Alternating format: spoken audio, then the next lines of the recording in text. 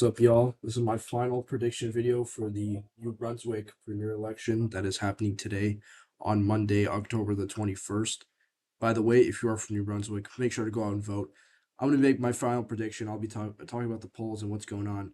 But I first want to talk about this. So in 2020, New Brunswick did have their election. That was the last time. Now, if you take a look at the voter turnout, it's pretty low in New Brunswick in general. But the PCs won a majority with 27 seats compared to 17. By the way, keep in mind that their number of seats has expanded since 2020. Actually, no, it hasn't. My bad. It has not expanded. That's my bad. It hasn't expanded. But if you take a look at this, 27 to 17, it was 10 seats, which is more than enough to get a majority. And they did pretty good. They got almost 40% of the vote share, which is quite a good amount. But now looking at this right here, you see a different story, and it's not looking too good for them. Right now we have the Liberals at 45 versus the PCs at 39 for the popular vote. And the seat projection is only 25 seats for majority, by the way. Keep that in mind. Seat projection is 28 for the Liberals, just 3 above a majority, which is quite a bit. If you really think about how they only won 17 last time, they won 11, or they are expected to win 11 under Susan Holt. And the Conservatives, the PCs are expected to win only 19, which would be a drop of 8 seats, so not too good for them. Now, if we look at the odds of winning the most seats, I like to look at this one a lot. 73% for the Liberals, so it's a 73% chance pretty much that the Liberals end up winning and forming government. And then odds of outcome, Liberal majority, 68% versus 20% for the PC. So it's, again, not looking good for the PCs.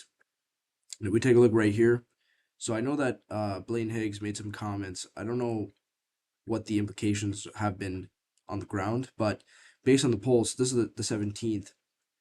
It didn't look too bad for the Conservatives. I mean, they were still down 4 points, but wasn't as bad. Now they're down 6 points here on election day, which is not a good thing.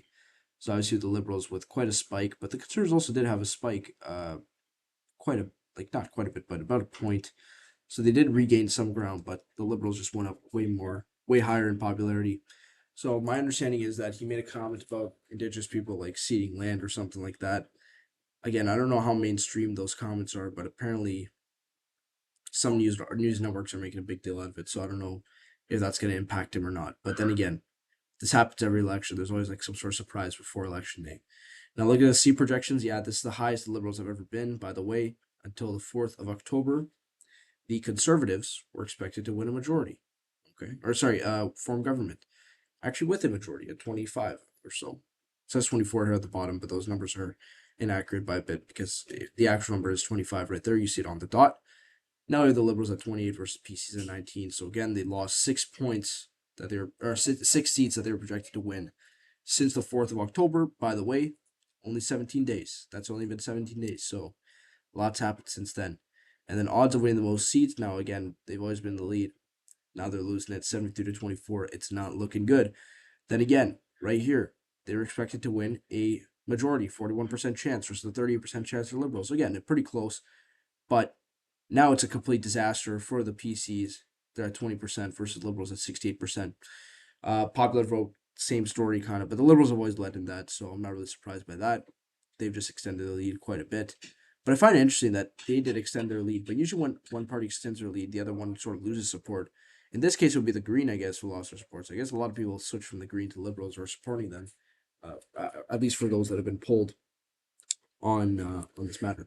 Now looking at this right here, the seat projection again, I covered this already. Yeah, 25 to 22. That was the peak for the Conservatives. Now they're at 19, guys. It's not looking too good for them. And then again, odds of winning the most seats. Pretty much we see a flip here on October the 4th. Yeah, so that's when it really sort of went downhill for the Conservatives, the PCs. I say conservative, but I know they're PCs, but I'm just saying it's easier to say that. I apologize if there's some screaming in the background. There's a lot of people here. So I try to find a room here. And then again, yeah, obviously we see the same thing for odds of election outcome. Now I want to look at this really quickly right here. These are the actual seats that are up for grabs. So we have all the seats right here, and these are the ones that are pretty much going into conservative territory or are very close. And yeah, they say toss up, but it is still leaning towards Liberals. And even these ones that say toss up are still leaning towards the PCs. And looking at this, if you do see your district here, I'm mainly gonna cover the ones that are very close. So again, Moncton South, Carleton Victoria, St. John East, St. John Portland Simmons, Miramichi East, and then we got St. John West, Lancaster, and Fredericton North. You can even say Fredericton, New York, as well as a toss up. Moncton Northwest and St. John Harbor. So those are the ones. If you did hear your district or your riding, make sure to go and vote because your vote is probably going to determine who's going to form government most likely. I'm not saying those that are solid shouldn't go out and vote, but I'm just saying for those that are hesitant in those districts, make sure to go and vote. So again, we look here and we see the outcomes and we see the shift that has occurred in certain PC ridings and certain liberal ridings. So again, we see a pretty interesting story here. And I want to look at this right here. I already looked at this, but I want to go more in depth. So they won the popular vote and the majority of seats. Keep in mind, this is only, what is it, 19,000 difference in votes, but it's a 10-seat difference. So as far as I'm aware, I think from what I've heard, a lot of people are going to vote in this election.